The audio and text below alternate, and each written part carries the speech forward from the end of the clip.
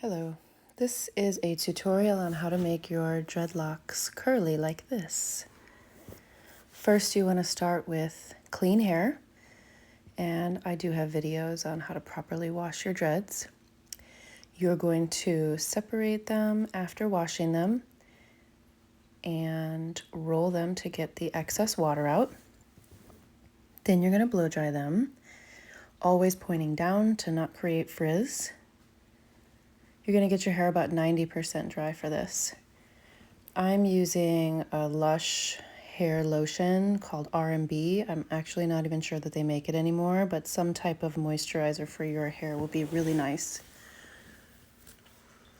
You want to decide if you're going to do a middle part or a side part, and you're going to want to decide if you're going to be flipping back and forth between your part, or if you're going to be pulling your hair back a lot, or if you're going to be wearing it straight down in that part that you've chosen.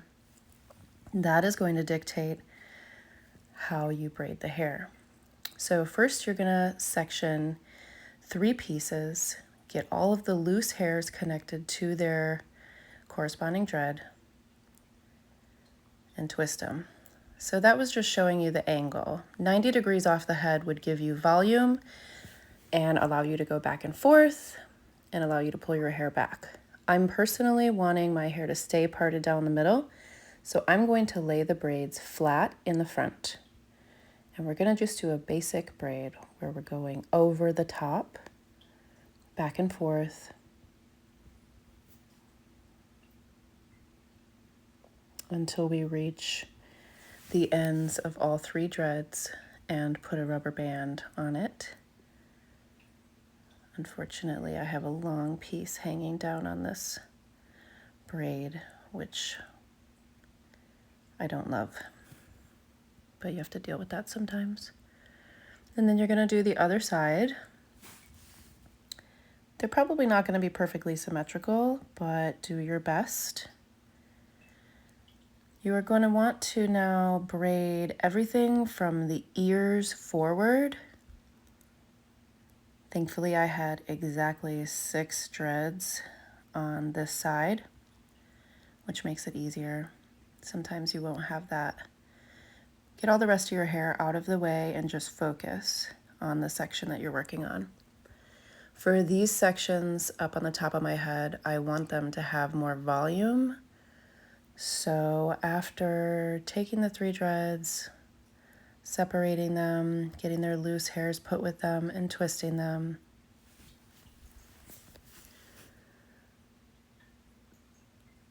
just like that.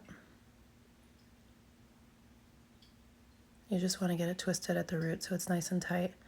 I'm going to hold this one 90 degrees off the head and just start braiding straight up in the air like that. And that is going to give them volume, just like this. Watch that. See that? How they kind of sit up like little pigtails? Now we want to do the rest of the hair. Everything in front of the ear is done now. And now we get to deal with the back of the hair.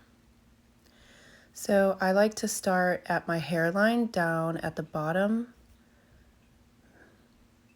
and figure out how to lay out everything in groups of 3. Get all those loose hairs that are there all with them.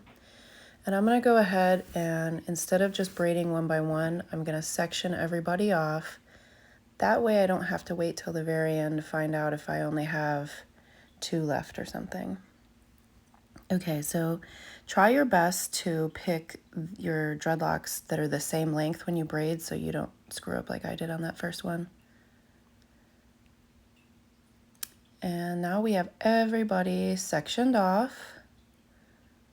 And that way if you get interrupted or whatever, you're still ready to go. I did end up with one that's going to have 4 dreads, and I'm going to address that with you in a little bit. When you're dealing with the back of your head, you can't see what you're doing, so you have to feel your way around.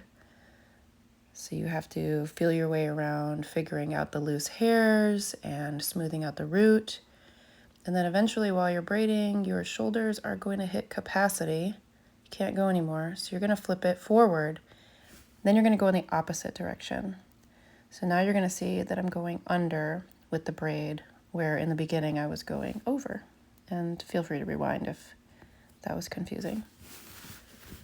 When we hit the dreadlock when we hit the braid that has 4 dreadlocks, we are going to first take each one, and again, I'm just using my sense of touch here to figure this out, and get all the loose hairs tucked in, spin them around, all individually, and then I'm going to take 2 of them that are closest together and treat it as one dread. And then I'm going to just go ahead and braid as I normally would, holding those 2 in my hands, like one.